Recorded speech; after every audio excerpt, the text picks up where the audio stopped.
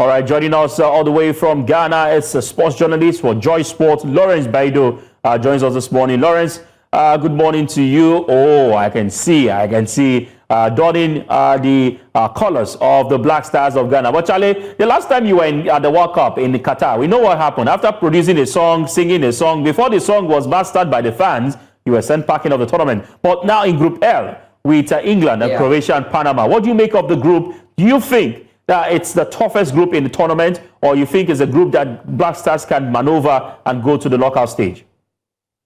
To be honest, thank you very much for having me for the first time in a long while, because last time we spoke was quite some months back. But then it feels good to see Ghana come up against some of the heavyweights as far as the World Cup is concerned. For many, this will not come as a surprise. Not necessarily all three teams, but then England will probably not come as a surprise, because many of the people in Ghana were looking forward to probably playing them after seeing the Black Queens also go against the Lionesses some days ago. Ghana suffered a 2-0 defeat as far as the women's concerned. But then when it comes to the Black Stars and then the Three Lions, we feel it's a match made in heaven. People say it's maybe the colonial masters against the colonies. So it's one fixture that many are looking forward to. But on my part, I thought it's a fair draw. I thought it's an open draw where the possibility of the Black Stars progressing from that group probably stands as 50-50. And for me, the good thing for Ghanaians will be the fact that they are starting their tournament off against Panama rather than England or Croatia. Not to underrate a side like Panama, who have been quite brilliant as far as the FIFA ranking is concerned. They are ranked 30th, which tells you they are playing some good football over the last few years. So I thought it's a good draw for Ghanaians. Many were hoping that we will reunite our rivalry with the US, but that didn't happen. I thought England, Croatia, Panama should be a good test for Otto Addo and his boys. All right, maybe Ghana can ask Nigeria that played Croatia in 2018 in Russia how they were able to navigate, although they lost that game, but was a narrow loss. But 3 points were garnered by Ghana. But let's look at the heavyweights you just mentioned. England, Croatia on paper, they are very placed in a good position on the rankings in the world. But some have also argued that rankings do not play football. Nigeria are ranked better than even Ghana, but they are not in the World Cup at the moment. So what do you think that Coach Otto Addo can do, to leverage on the tag underdog and maximize his chances of advancing to the knockout stage? One of the first things I said when the draw came out was the fact that from now till next June is quite a long time for you to get your everything right for the start of the World Cup. You look at some of the players that have been linked with the Black Stars. Not to say we could bring in some of these players, or we could close the door on some of these players. But then I thought if you look at your opponents, you are able to tell whether there's quality needed in certain positions or not. And that is what I thought Otto Addo and the Ghana Football Association will be looking at, whether the players at the disposal of Otto Addo right now is good enough to challenge the Three Lions, to challenge the Croatian side, or to even ease their way past Panama. So I thought there could be a few additions. But then you also want to look at the records between Ghana and England.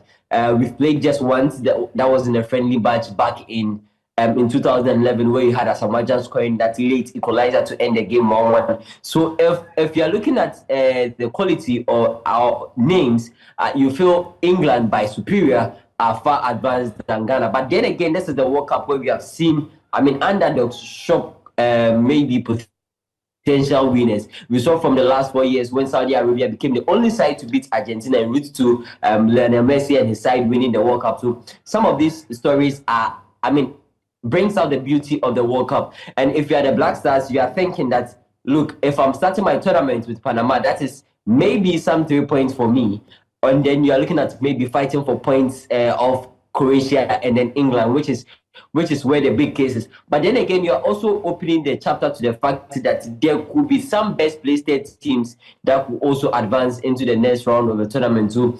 It gives you a large pool or a large hole of ideas to come up from now till the start of the World Cup. And sorry, I particularly want to mention the fact that the head coach Otto Addo mentioned that it's quite an uneasy group. Look, if you're a coach, you want to avoid the likes of England, you want to avoid the likes of Croatia, but it is what you have to do to go into the knockout stages of the World Cup. You have to face the heavyweights. You have to test your might against some of these countries. And I thought this couldn't be, any better challenge. There couldn't be any better challenge for the Black Stars than games against Croatia and then England. All right, before I let you go, Lawrence, I would like to ask you, the AFCON is in, I think, less than 15 days from now.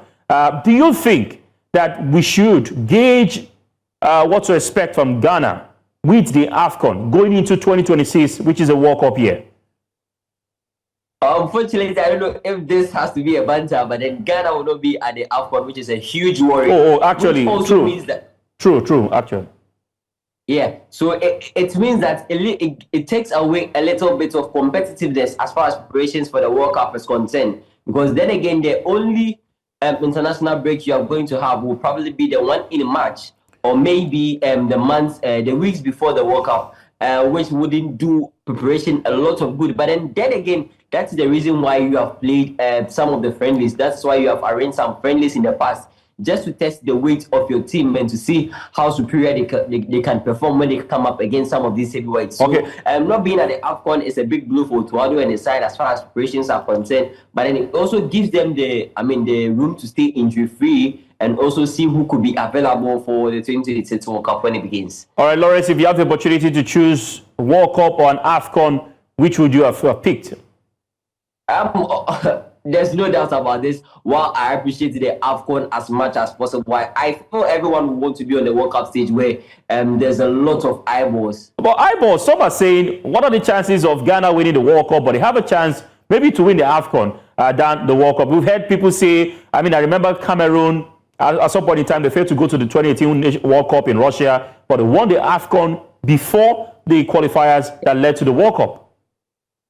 It's a fair point to make, but you're also looking at, for some of these players, you probably are looking at the wider chance you get to make some big moves. Because for instance, take the case of someone like Kevin Prince Boateng. Before the 2010 World Cup, he was playing his football in Portsmouth. Then he comes to the Black Stars team, goes to the World Cup, plays wonderfully, and then returns from the World Cup and signs for AC Milan. So for players, some of these players, this opportunity is a big one to showcase themselves to the world. Go there, you might not necessarily reach the final 4, the final 8, but then you don't know what also that one game that you get the opportunity to play will do for your career.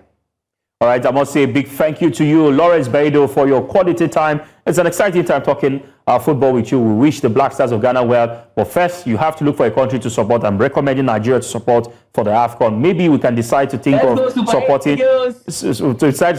Ghana for the World Cup. But interesting one. I love the World Cup song you guys made before Qatar. Hoping that I get another remix of that song. But interestingly, the Black Stars wish you all the best. Medase. Thank you. Mr. Medase.